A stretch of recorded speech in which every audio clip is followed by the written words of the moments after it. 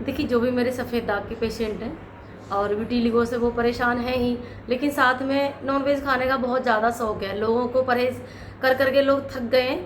तो ये सवाल मेरे से होता है सभी का, अक्सर जो नॉनवेज खाने वाले मेरे भाई बहन हैं वो ये पूछते हैं कि मैम, हम नॉनवेज को बिल्कुल बंद कर दें या फिर हम कभी कभार ले सकते हैं? तो या फिर हमको महीने में 1 बार या 2 बार हमको दिन बता दीजिए कि भई हमको इस दिन लेना है, महीने में 15 दिन में, 20 दिन में एक तारीख बता दें, हम उसी तरह से लेंगे।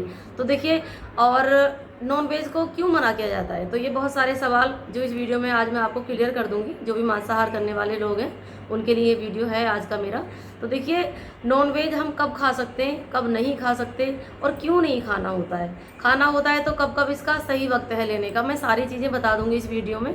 थोड़ा-सा आप मेरे चैनल को, यदि मेरी बातें अच्छी लगें तो सब्सक्राइब करें, और यदि आपको मेरा वीडियो हेल्पफुल लगे तो आप वीडियो शेयर कर दें, दूसरे लोगों का भी फ़ायदा हो जाएगा। तो देखिए, आपको क्या करना है, सबसे पहले तो जहाँ से भी आप इलाज ले रहे हैं, या तो मेरा ले रहे हैं या फिर किसी और का भी ले रहे हैं, डॉक्टर की बातों को फॉलो करना चाहिए। ऐसा नहीं है कि भाई, ऐसा तो आप सोचेंगे कि कौन सा हमको कोई देखने आ रहा है, हमने कुछ भी थोड़ा सा खा लेना है, कोई दिक्कत नहीं है।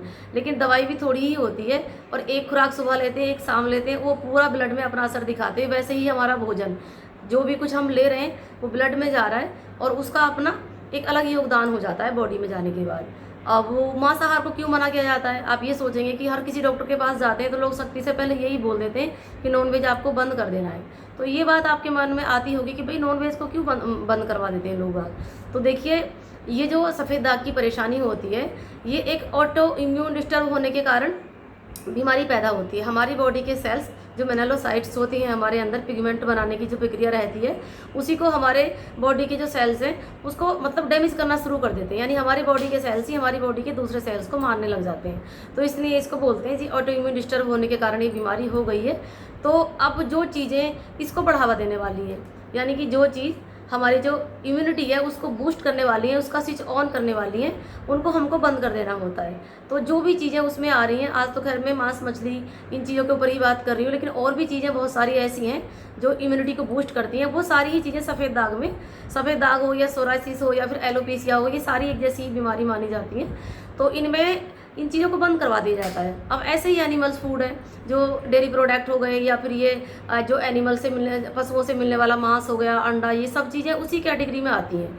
जब आप कोई भी ऐसा प्रोडक्ट लेंगे, कोई भी चीज़ आप ऐसी लेंगे, मान के चलिए आपको नॉनवेज खाने का शौक है और आपने मांस खाना शुरू कर दिया, सफ़ेद दाग का इलाज करा रहे हैं, तो आप देखेंगे जो फ़ायदा हो रहा था, आप 15 दिन करके देख लीजिए, यदि आपको मेरी बातों पे यकीन ना हो, जो फ़ायदा हो रहा होगा वो धीरे धीरे धीरे धीरे होना बंद हो जाएगा। तो आप खुद समझ पाएंगे कि इसका कितना बड़ा नुकसान है।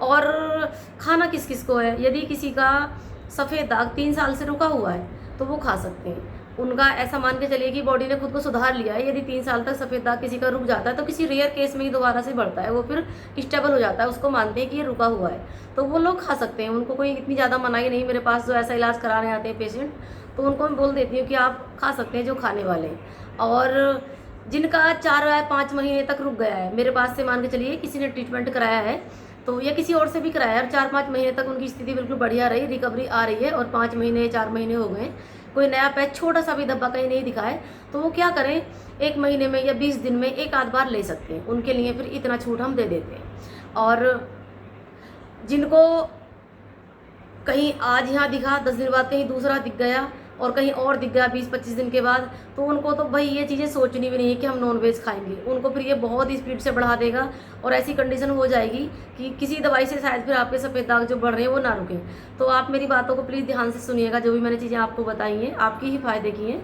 ऐसा ना सोचें कि हम थोड़ा सा खा लें, जैसे कि बहुत से बोलते हैं ना कि हमने खाने के साथ हमने तो 1 ही चम्मच लिया था, या तो हमने फिर इससे ऊपर का ले लिया। ये सारी चीज़ें गलत हैं बिल्कुल।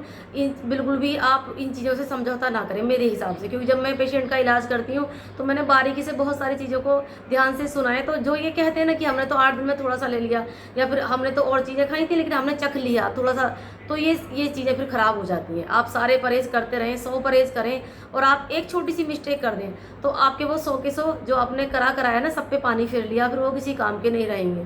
तो आप ये चीज़ें ध्यान में रखें। और मेरे को ये बहुत सारे सवाल आए, इसलिए मैंने इस पर वीडियो बनाया, क्योंकि लोग वहाँ पूछते हैं कि मैम हमारा एक ऐसा बता दीजिए कि हम थोड़ा सा खा लें, कब खा लें कब ना खाएं। तो मैंने सोचा कि भाई चलो बता ही देते हैं इस बारे में।